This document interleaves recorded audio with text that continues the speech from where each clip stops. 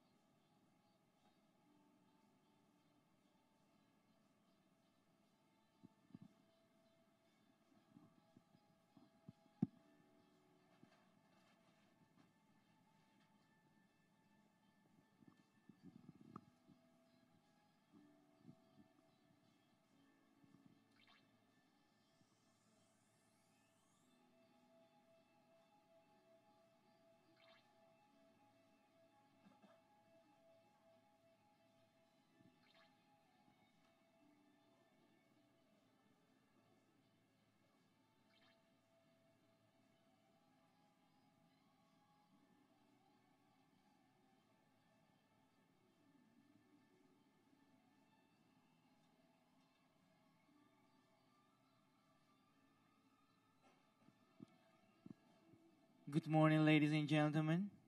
Please have a seat because we about to start in a few minutes. Thank you.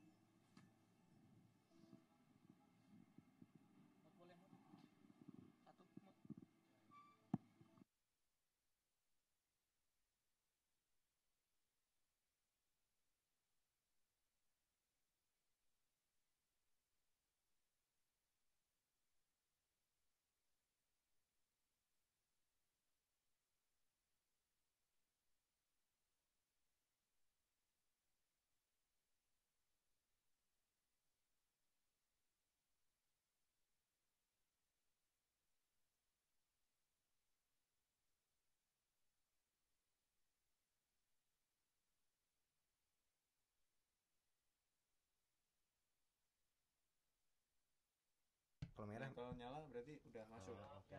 Kalau nyala tuh dia posisinya mic-nya merah. Hmm. Ya, no? Ininya merah kan? Inggris cek.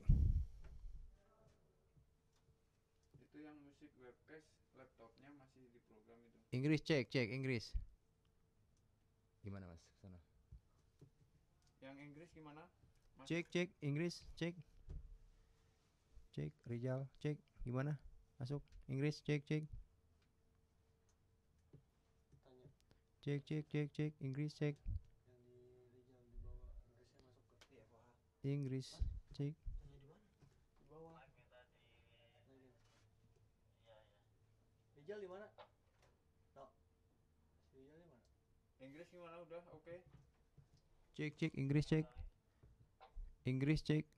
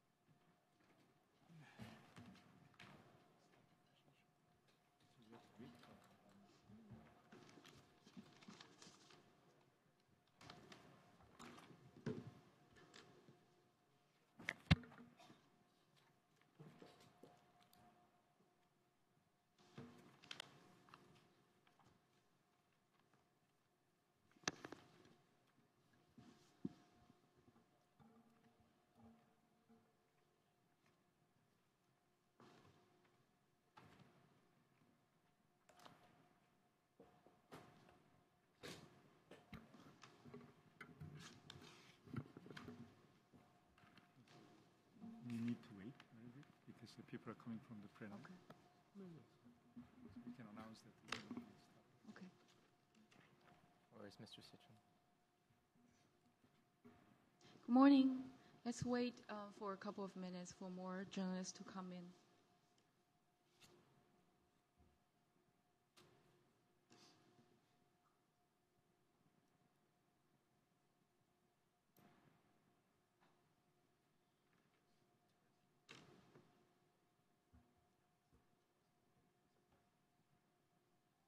Where is your best friend here?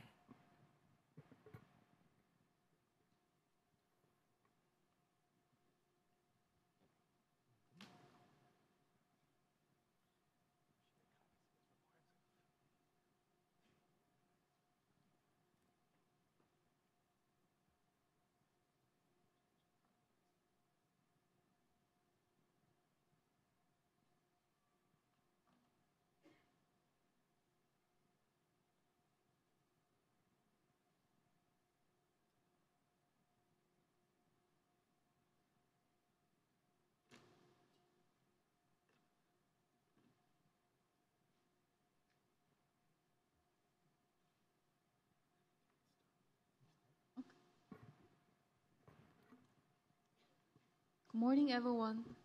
Thank you very much for coming to this press conference on Asia and Pacific region's economic outlook. Today, we're launching the report, Asia at the Forefront, Growth Challenges for the Next Decade and Beyond. My name is Ting Yan. I'm the press officer of the IMF. And let me introduce our speakers today. Mr. Chang Yong-ri, Director of the Asia and Pacific Department of the IMF. And we have 3 deputy directors here, Mr. Marcus Rautlauer, Mr. Outpac Breck, and Mr. Ken Kang. So we'll start with Chang Yong's opening remarks to highlight some of the key messages of the report, and then we'll take your questions after that. We will also take your questions online, so please submit your questions on our online media center. Thank you. Over to you, Chang Yong. Thank you, Ting. This microphone is working. Good morning, and thanks for coming. Can you hear me? Okay. Before I get into the report, let me just say that we are deeply saddened by the recent disasters in Lombok and Sulawesi, and we would like to send our sincere condolences to the survivors and friends and families of the victims and the government of Indonesia. So let me first summarize the main messages from our regional economic outlook. Good news first. Asia has made remarkable progress over the decades, and it is now at the forefront of the global economy in terms of growth. Indeed, Asia accounts for more than 60% of world growth at this moment. So growth as of now is at this moment is relatively strong. But the region faces important real-term risk, including from tighter financial conditions and the rising trade tensions, which we will discuss shortly, as well as higher oil prices. And in the medium term, there are also some fundamental challenges, including the sustainability of Asia's trade-led growth model and the slowdown of productivity, and the risk and opportunities posed by the digitalization trend. Let me expand on these topics before turning to your questions. Our new forecast first. As our Managing Director, Christine Lagarde, said at her press conference yesterday, the world economy is still strong, but the global environment has become more challenging. The US dollar has strengthened, US interest rate and oil price has increased, and trade tensions has risen. These headwinds have put pressure on many emerging market economies, and Asia countries are no exception. On account of these headwinds, Asia is projected to grow by 5.6% in 2018, unchanged from our forecast in April, and it will grow 5.4% in 2019, down by 0.2%, a percentage point from our forecast in April. Inflation across Asia is projected to increase to 2.8% in 2018 and 2.9% in 2019, reflecting higher commodity prices, but still it remains below target in several Asian economies. In China, the authorities' focus on deleveraging for the sake of financial stability implied slower growth this year, and that was both appropriate and desirable from the fund point of view. Recent tariff actions, however, have provided additional drag.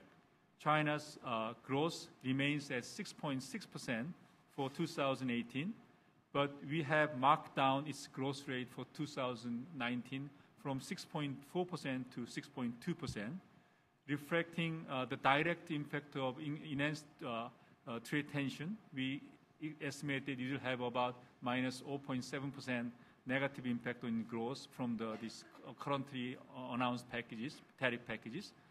But we believe that China has an ability to offset by stimulus policies by about 0.5% of growth. So in together, we expect that the current package of tariff has a negative impact on China by 0.2%. That is the main reason why we revised down China's growth rate for 2019 from 6.4% to 6.2%. But we can discuss trade issue a little more later. In Japan, the economy is projected to expand by 1.1% in 2018, above potential growth, and expected to growth rate will change to 0.9% in 2019.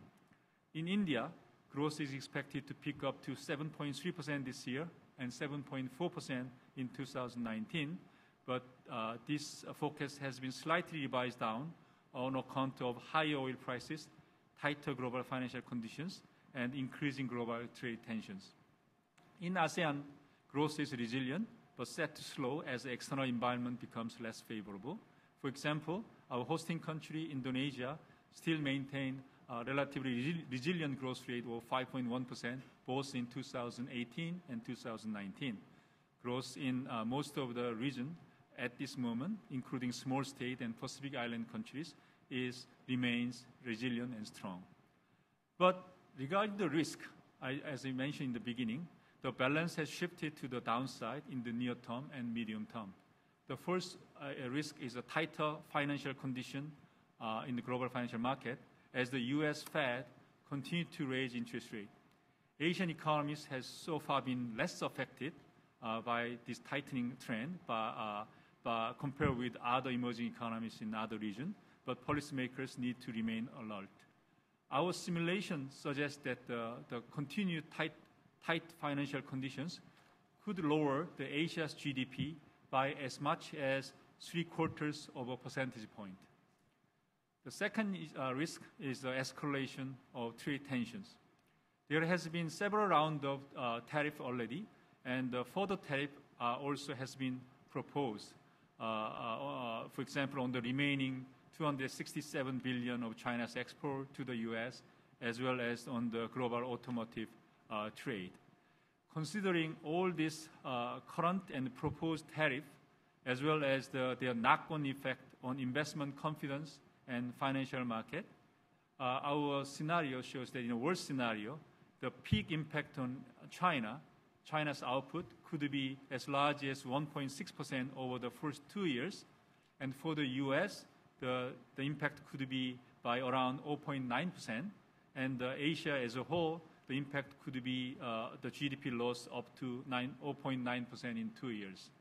I should note there, but the short-term policy stimulus, many Asian economies has room for relying on the fiscal spaces, and they have, we believe that short-term policy stimulus is expected to offset much of the impact that I just discussed.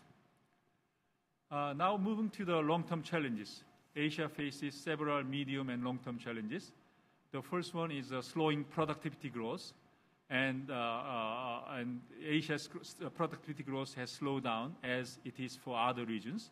And our analysis firm level data shows that an important driver of the slowing productivity growth has been a decline in firm dynamism. By it, I mean that the declining of firm entry of the young firms, and then also the exit of the so-called zombie firms. And the lack of the dynamism in the firm entry and exit is one of the main reasons for the slowdown of the productivity growth in Asia. Asia is also at the forefront of digitalization. Our research finds from various sources of evidence several interesting findings. Asia is forefront of the digitalization, and digital innovation such as IT sector alone account for nearly 30% of Asia's per capita GDP growth over the past 20 years. And this impact will further rise. And we also find that the e-commerce is quite popular in Asia, and many companies who has an access to e-commerce has usually have a higher productivity than compared with a company who doesn't have access to e-commerce. And also, digitalization can help government boost their tax revenues and their target spending more efficiently and more transparently. At the same time, we find that the automation, such as the robotics, can displace some workers, and at the same time helping the aging problems. And fintech innovation is quite rapid in Asia, can have its positive impact, but also the implication for the adverse impact on financial stability. So what does this all mean for Asian policymakers in the short term and medium term? I think in the short term, we would like to emphasize that Asian policymakers should be confident but not complacent. The region has a strong fiscal and external buffers, good policy framework, robust growth, and is well placed to withstand the shocks. And that said, we believe that today's headwind, whether it's a financial market tightening from the advanced economies, whether this is a trade escalation of trade tension, could persist for a long time. At least the U.S. interest rate phase will last more than a year. So for this reason, we believe that it's important for the policymakers to save their ammunition for when it's truly needed. So what does it mean practically? We believe fiscal policy need to focus more on the building buffers. Exchange rate should be kept flexible and allowed to act as a shock absorber. And in some cases, if inflation rise together with depreciation, monetary policy need to be tightened. So in general, we believe Asia is better equipped in dealing with headwinds. Be confident, but should not be complacent. Second, in facing the trade tensions, we believe Asia needs to open more than close. Policymakers can take the opportunity to offset the decline in external demand by liberalizing their own trade and investment regime, particularly in the service sector.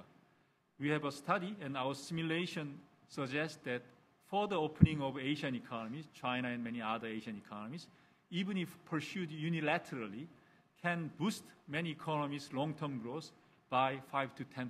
So Asia growth has been led by the trade, multilateralism, but it still has a large room to gain by opening, even unilaterally, to the world.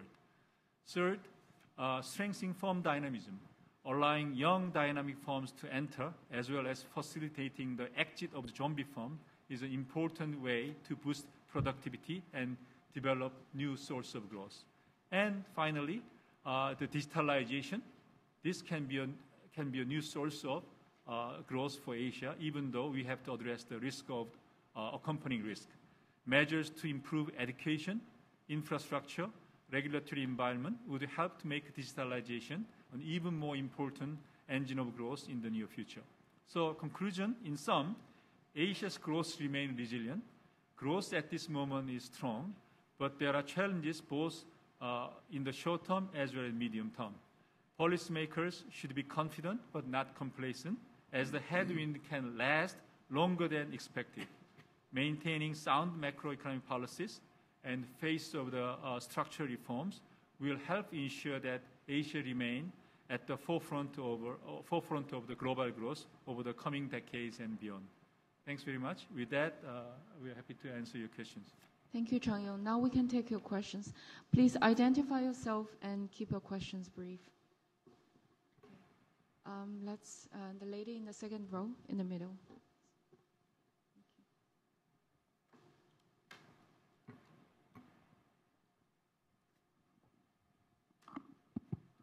Hi, thank you everyone. My name is Rahmadea from the Jakarta Post Daily newspaper based in Indonesia. I just have two questions for the zooming in on Indonesia. As Mr. Lee said earlier, that Indonesia, just like the rest of the region of Asia and Pacific, and still remains resilient, but with more challenges ahead.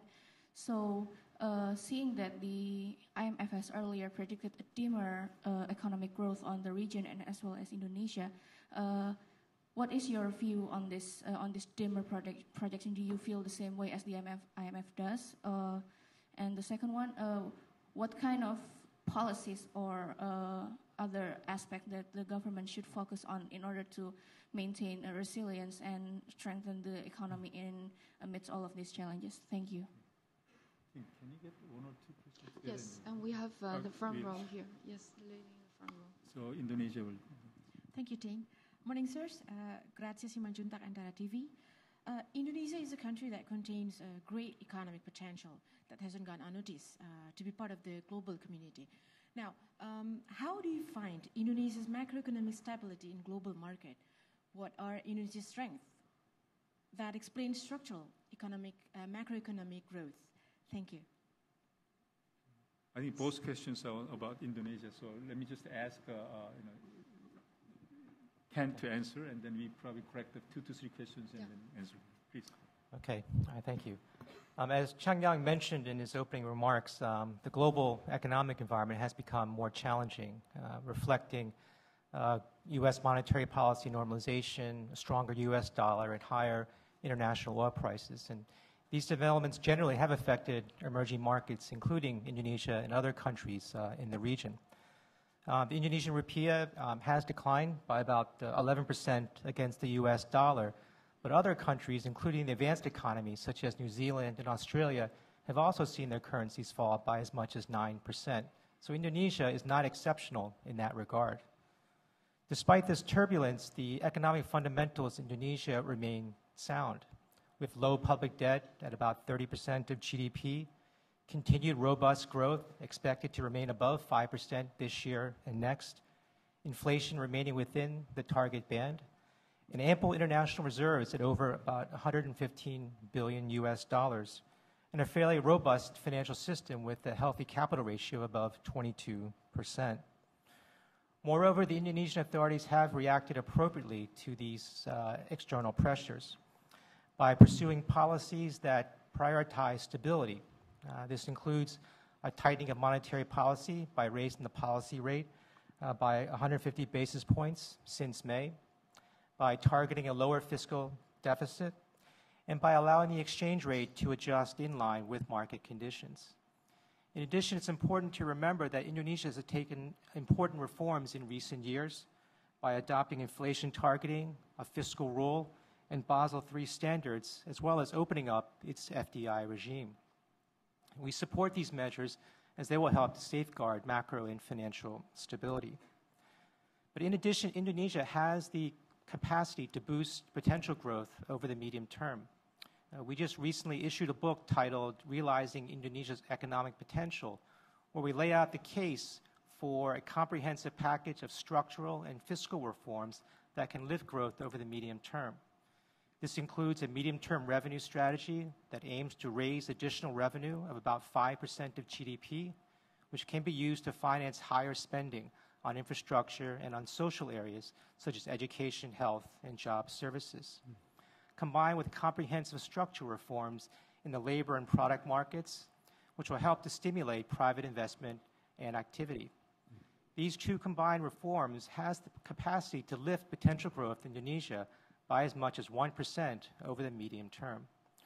So to sum up and to repeat the key message, Indonesia can be confident as it remains resilient, but at the same time, it must be vigilant and adapt quickly and flexibly to changing macroeconomic conditions by pursuing sound macro policies and vigorous structural reforms. Thank you. Let's take 3 more questions. The gentleman in the third row, please. Please wait for the microphone. Mr. Lee just said even for unilateral agreements, Asian countries should promote openness more. Here, people also talk about fixing and reforming the global trading system. I wonder, from a supply chain standpoint, how Asian countries could get involved, contribute, or even influence this process.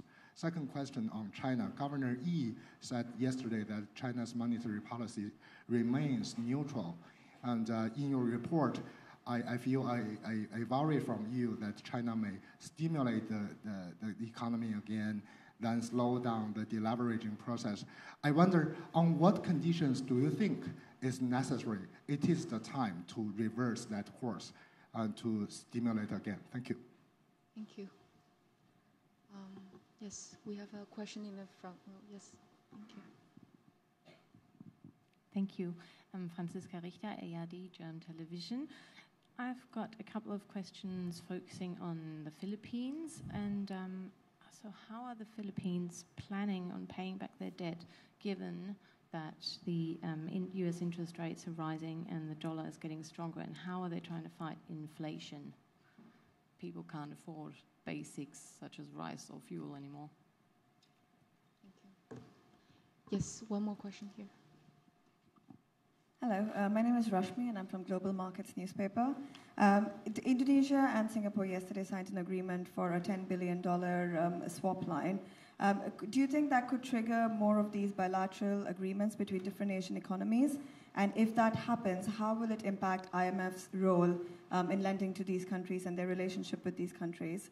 I also have another question. You mentioned rather broadly on how central banks, the policymakers, need to be alert to the global changing environment. Are there any specific changes that any of the countries or the policymakers in Asia need to be thinking about more so than others? Thank you. Thank you. So, for the question about China monetary policy, I will ask Marcus answer first, and then move to other question myself. Please go ahead, Marcus. So, China's economy has experienced some slowdown already earlier this year. That slowdown was somehow